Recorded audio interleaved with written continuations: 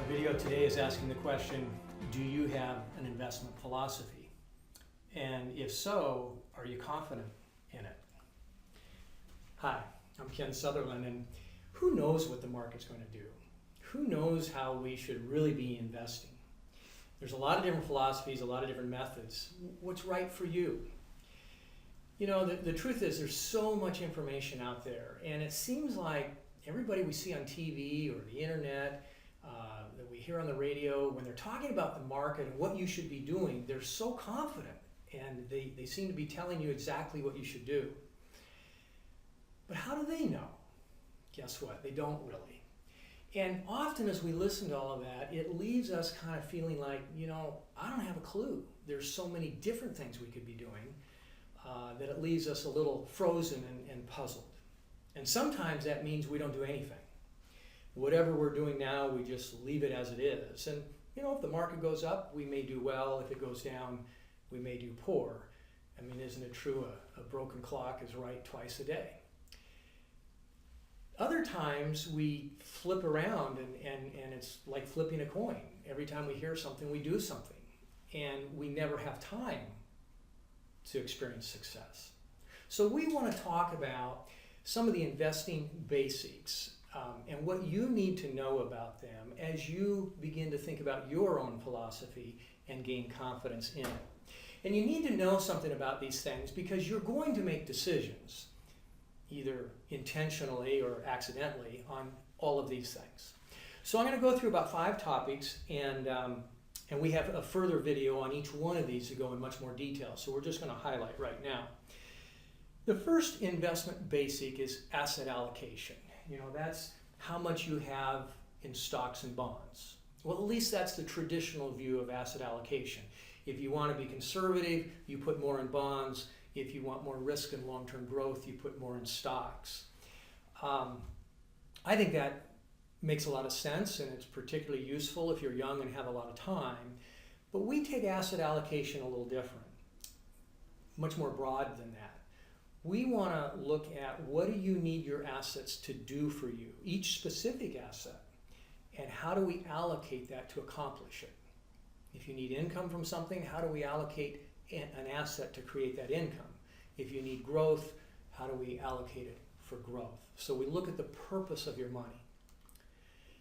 The next thing is once you are going to put money in the market, you want to be careful about having all your eggs in one basket, right? If you knew what was going to be the very best stock next year, isn't it true you'd only buy one thing? I mean, why would you buy the second best thing? Diversification is simply being honest that we don't know what is going to be best. So we buy a lot of pieces. We have a portfolio. But diversification doesn't mean just having a lot of things.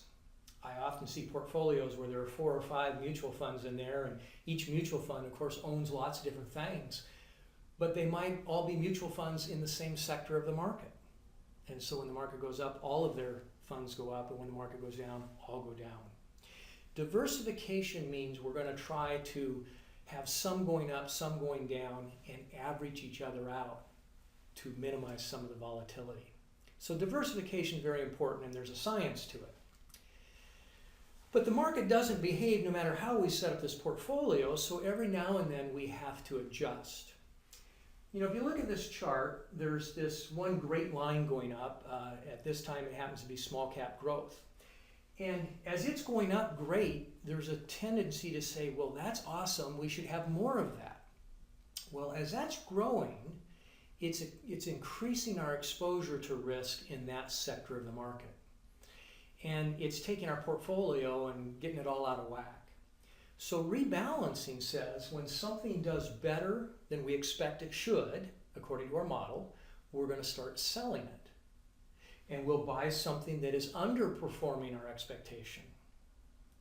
Now, given enough time, what happens is really cool about this. It's causing us to sell high and buy low. And too often by emotion, we do it just the opposite. So rebalancing is very important, but it needs to be in a strategic way, according to a model. Well, that gets us into the philosophy of active versus passive investment management. Active management says this item that's going up, the small cap growth, we're going to buy more of it because we have an idea how long it's going to grow. And just before it collapses, we're going to sell it. Active management is all about timing the market. And you know what? There's not a very good track record of anybody being able to do that very successfully. In fact, it's about a 50-50 chance that they'll get it right. So passive management says, we're not going to try to beat the market. We're going to participate in the market. But we're going to participate broadly, diversely, and rebalance to get rid of some of that volatility that you see on this chart. We want our growth to be a little bit more like that dark red line, averaging the ups and downs and getting us more confidently to our goal.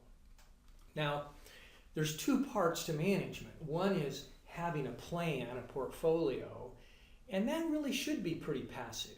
That's a long-term goal. But the market's active. So we don't subscribe simply to buy and hold and never make any adjustments, that pure passive model. We believe you create a plan that has a long-term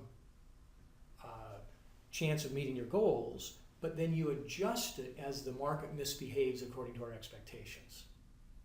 That leads us to the final point, and that's your team. You know, when you do all of your investing on your own, the challenge anymore isn't getting good information. You can go on the internet and learn what most any broker or advisor can learn. But there's so much information. How do you filter through and figure out what you should best pay attention to? And how do you kind of keep your gut and your emotions in check? That's what the team is for. As an advisor, our job is to understand your goals, what you need to accomplish, and help you pick the best methods to accomplish it, and most importantly, to adjust with the market, but stick to the plan. As I mentioned, we've got another video on each of these topics where we go into more detail, but I wanted to highlight these things and have you start thinking about what is your investment philosophy, and can you have confidence in it? Thanks very much.